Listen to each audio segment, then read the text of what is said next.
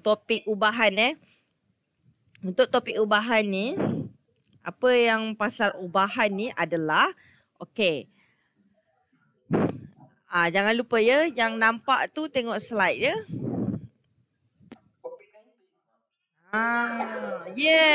Kita belajar pasal COVID-19.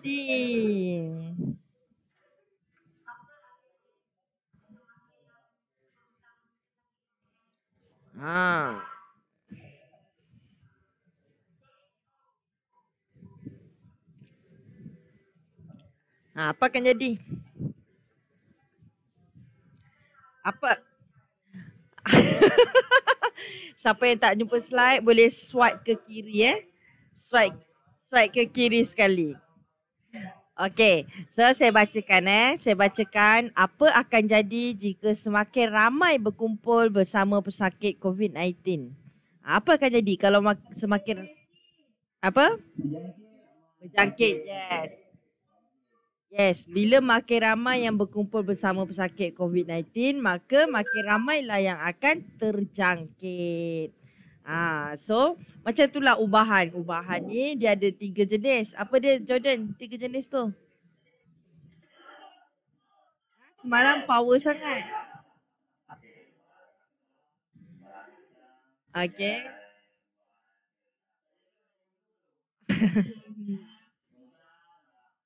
Okay, ubahan langsung.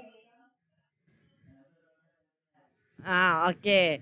So sekarang ni bila macam COVID-19, pesakit COVID-19, makin ramai yang jumpa dengan pesakit COVID-19, makin banyak yang akan terjangkit. So ini adalah ubahan langsung sebab dia sama-sama naik. Makin ramai makin banyak. Sama juga macam makin banyak kamu makan, makin berat badan kamu. Jadi itu ubahan langsung, dia sama-sama naik. Okey. Apa kesan panic buying?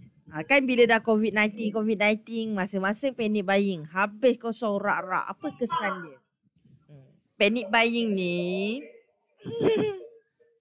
Okay, dengar betul-betul Okay, kan sekarang ni virus COVID-19 ni kan dah semakin merebak. Lepas tu kan kerajaan buat langkah pergerakan terkawal ni, larangan kawalan pergerakan ni. Ke ada yang tak tahu? Akhirnya welcome to the club, Amin Faris. So apa jadi bila kawalan pergerakan ni? Orang semua macam mana orang membeli barang?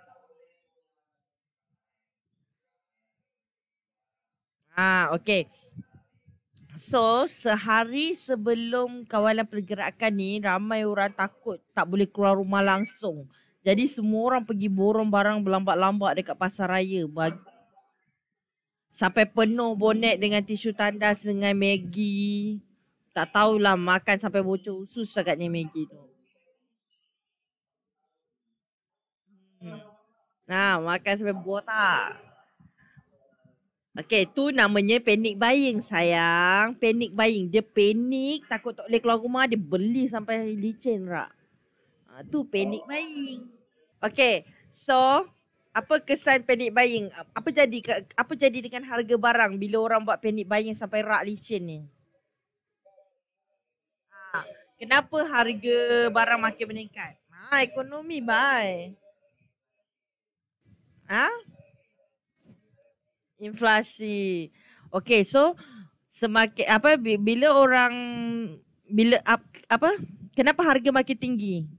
Kenapa bila barang tak ada? Yes, banyak permintaan tapi kita belajar maths, belajar ekonomi. Banyak permintaan tapi stok dia sikit. Okay. Stok dia sikit, jadi harga dia akan meningkat. Okay. So ini kita namakan ubahan songsang sebab stok makin sikit, harga makin naik. Stok makin turun, harga makin naik. So dia bertentangan. Sebab itulah kita panggil ubahan songsang. Kalau macam tadi, makin ramai yang mula-mula tadi makin ramai yang dekat dengan pesakit COVID. Makin ramai yang dekat dengan pesakit COVID-19, makin ramailah yang akan terjangkit. So itu adalah ubahan langsung. Sebab dia sama-sama naik. Makin banyak kamu makan, makin beratlah badan kamu. Tu ubahan langsung sebab sama-sama meningkat. Ataupun sama-sama menurun pun ubahan langsung. Tapi kalau macam panic buying ni, stok makin sikit, harga makin naik. Sebab dia bertentangan. Satu makin turun, satu makin naik. Tu kita panggil ubahan songsang. Gitu. Oh. Kalau bergabung, kita gabungkan dia. Nanti kita belajar ubahan gabung. Utar cantum, ubahan cantum. Yes. So, objektif pembelajaran hari ini adalah kita nak memahami dan menggunakan konsep ubahan langsung dan juga ubahan songsang. Itu dua benda yang kita akan belajar. Okey. Contohnya, ni gambar apa? Yang nampak gambar apa? Gambar orang tengah buat apa? Gambar orang tengah buat apa? Bukan.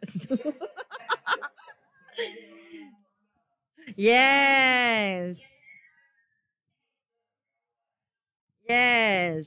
So, gambar ni menunjukkan doktor dekat kemah tengah nak ambil sampel.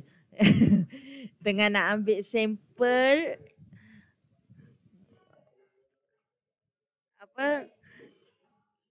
tengah nak ambil sampel pesakit COVID ni. Nampak tak doktor pakai plastik-plastik tu semua. Ingat senang ke? Setiap pesakit dia kena tukar pakaian luar dia. Kita panggil PPE tu. Sarung-sarung tu semua kena tukar setiap pesakit. Nak tukar tu je paling cepat 15 minit.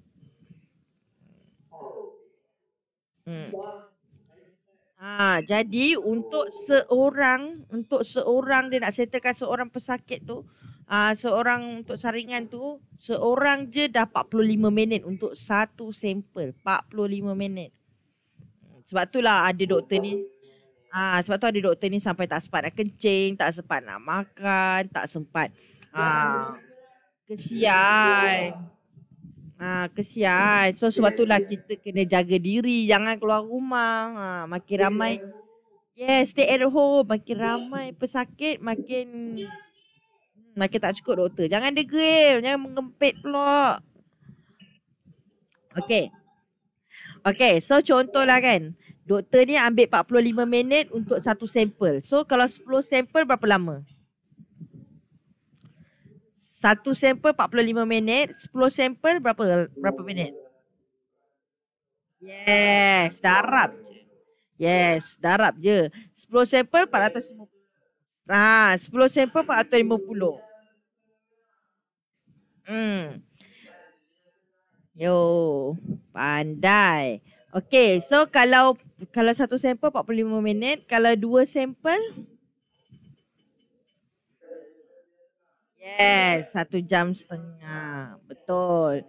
Okay, yes. Itulah ubahan langsung. Ubahan langsung ni maksudnya dia kena jarak dia sama dia punya nisbah. Jangan satu 45 minit, satu 30 minit walaupun sama meningkat tapi bila tak sama dia punya nisbah dia tak kira sebagai ubahan langsung. Ya.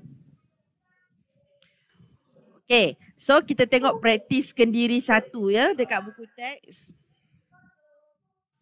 Adik siapa tu?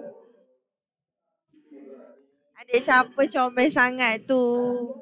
So, untuk praktiskan diri satu, nombor 1, upah seorang pekerja bergantung pada tempoh masa dia bekerja. Upah seorang pekerja bergantung pada tempoh masa dia bekerja. Nyatakan perubahan upah pekerja itu apabila tempoh masa kerjanya bertambah. Jadi upah dia bertambah. Kalau berkurang, upah dia berkurang. Itulah ubahan langsung. Senang je ubahan memang topik yang sangat senang. Tapi dalam exam tak adalah senang sangat macam ni. Tapi konsep dia macam ni lah. Okey, so nombor 2. Kelab Alam Sekitar sebuah sekolah ingin membina sebuah taman pokok herba. Okey, Kelab Alam Sekitar sebuah sekolah ingin membina sebuah taman pokok herba berbentuk bulatan.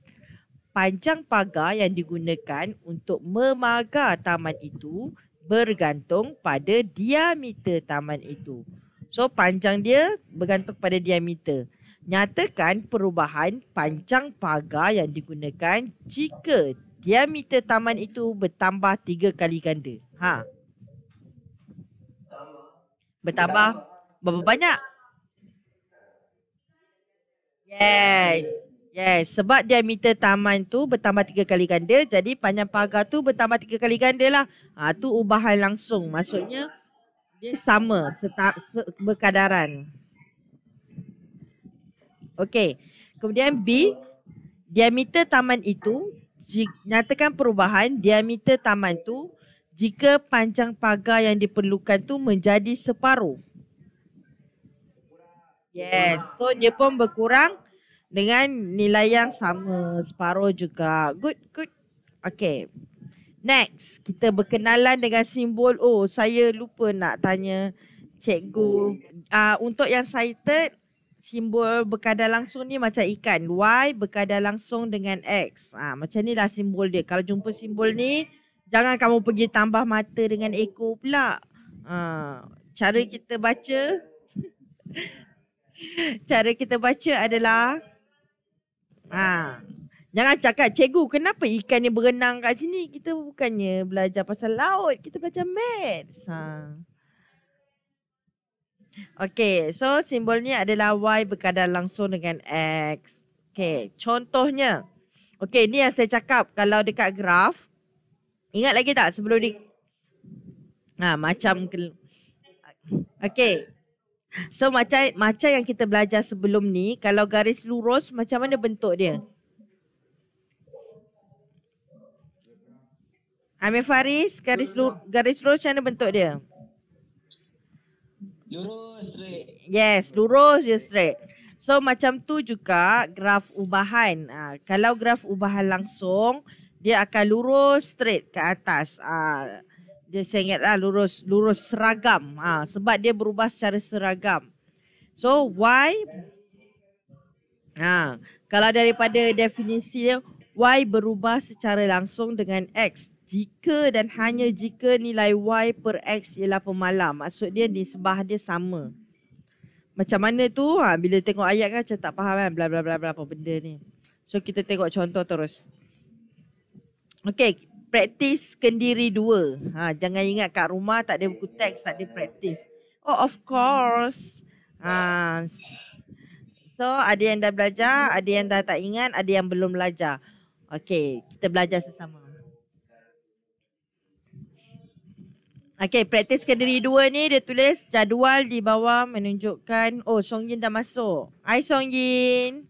Now, jadual di bawah menunjukkan hubungan antara dua kuantiti X dan Y. Bagi setiap kes, tentukan sama ada Y berubah secara langsung dengan X. Jika ya, wakilkan hubungan itu dengan simbol berkadar langsung lah. Okay, A, dia buat jadual untuk yang Braille. Dia buat jadual. So, jadual dekat atas tu, row atas dia tulis bilangan buku latihan yang dibeli, X. Bilangan buku latihan yang dibeli, X. Dan sebelah dia 2, sebelah dia 4, sebelah dia 6, sebelah dia 8, sebelah dia 10. 2, 4, 6, 8, 10 lah bilangan buku latihan yang dibeli. Okey, baris bawah dia jumlah harga iaitu Y ringgit. Kemudian sebelah dia RM2.4, kemudian RM4, kemudian RM6, kemudian RM7.20, kemudian RM8. Okey, maksudnya cara kita apa ya lah? Okey, so cara kita baca jadual ni macam dia beli 2 buku RM2.40. Dia beli 4 buku RM4. Dia beli 6 buku RM6. Dia beli 8 buku RM7.20. Dia beli 10 buku RM8. So rasanya ni ubahan langsung ke bukan? Kenapa ubahan langsung? Yes. Okey, syarat pertama kuantiti meningkat sama dengan harga betul. Tapi syarat kedua dia mesti nisbah dia sama kan?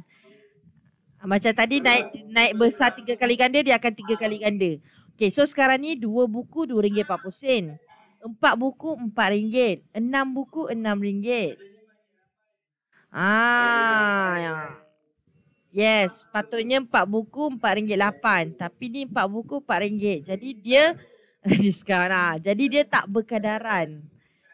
Bila dia tak berkadaran, dia berkadar langsung ke bukan?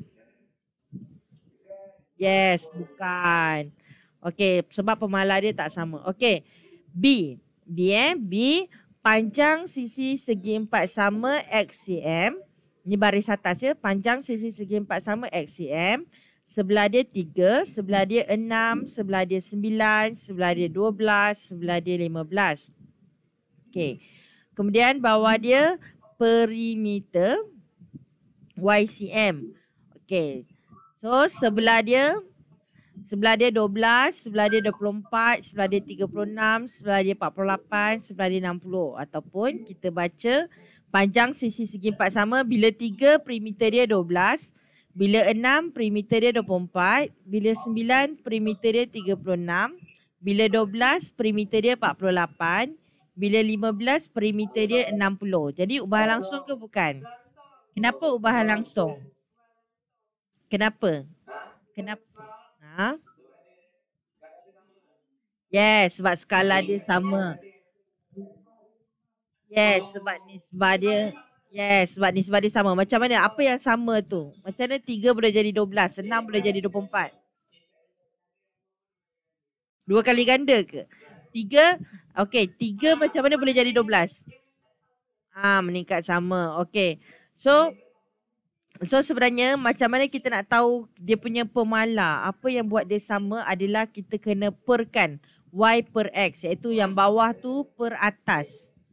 So 12 dengan 3, 12 per 3 dapat? Yes, 12 per 3 dapat 4. Kemudian apa lagi yang kita kena perkan nak confirmkan dia sama? Yes, 24 per 6. 24 per 6 dapat? 24 per 4. Okay, so bila kita nak tahu dia berkadaran secara langsung, nak tahu dia berubah dia berkadar langsung ke tak adalah kita kena bahagikan dia. Bila sama je jawapan semua, so dia berubah secara langsung lah. Ya. Okay, C. Bukan. Sebabnya bila kita bahagi pun tak sama kan jawapan. Dia bukan, bila dia bukan berkadar langsung, tak semestinya dia berkadar songsang. Maksudnya dia bukan berkadar langsung, dia bukan berkadar songsang. Okey, C. Okey. C, bilangan kad yang dicetak. Bilangan kad yang dicetak X. Okey, sebelah dia 20, sebelah dia 50, kemudian 100, 120, 200. Okey, bawah dia masa yang diambil. Y minute. 6, 15, 30, 36, 60. Okey, so maksudnya bila first kad yang dicetak 20. Okey, 20 kad dicetak dalam masa 6 minit. Okey, 50 kad dicetak dalam masa 15 minit. 100 kad dicetak dalam masa 30 minit. Macam mana nak tahu ubah langsung ke bukan?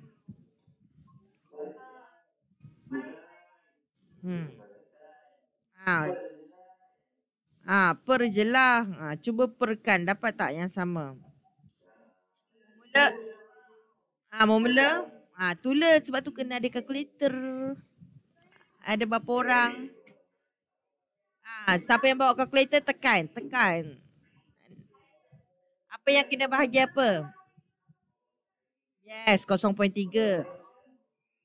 0.3. Okey, 6 bahagi 20, 0.3. Lepas tu apa bahagi apa pula? 15 bahagi 50, 0.3. Okey. Okey, lagi. Cuba yang 36 dengan... Okey. So semua 0.3. Jadi adakah Yes, so dia ubahan langsung sebab semua jawapan yang sama. Okey. Tadi 6/20, 15/50. Okey, okey, okey.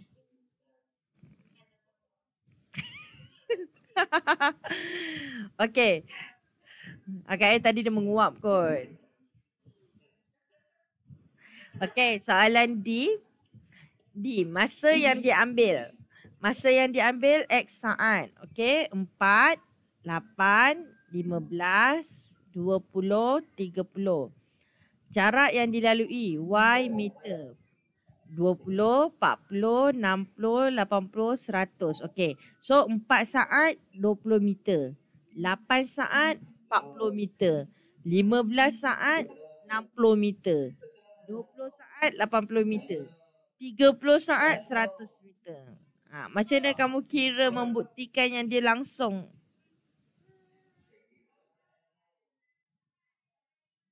Ah, 20 bagi 4 dapat 5. Apa rasa? Apa yang saya rasa? Siapa yang rasa? Saya rasa kan, lepas tu hilang. Okay, so lepas 20 bagi 4, apa lagi yang kamu bagikan? 40 bagi 8 dapat? 60 bagi 15 dapat? Ya ke? Kamu guna kalkulator mana? Kamu guna kalkulator mana kan? 60 bagi 15, 5?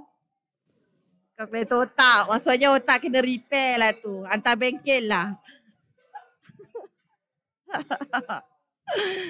60 bagi 15. 4. 60 bagi 15, 4. Jadi ubah langsung ke bukan ni? Kenapa bukan? Sebab sebab ni sebab dia lain. Tak sama. Okay, so dia tipu pula. Itulah. Confident sangat. Kalkulator juga salah. Nanti kalkulator merajuk kan? Yes. Okay. So, itu saja pembelajaran kita buat masa buat sekarang. Nanti kita akan sambung next class hari Isnin nak 9 pagi.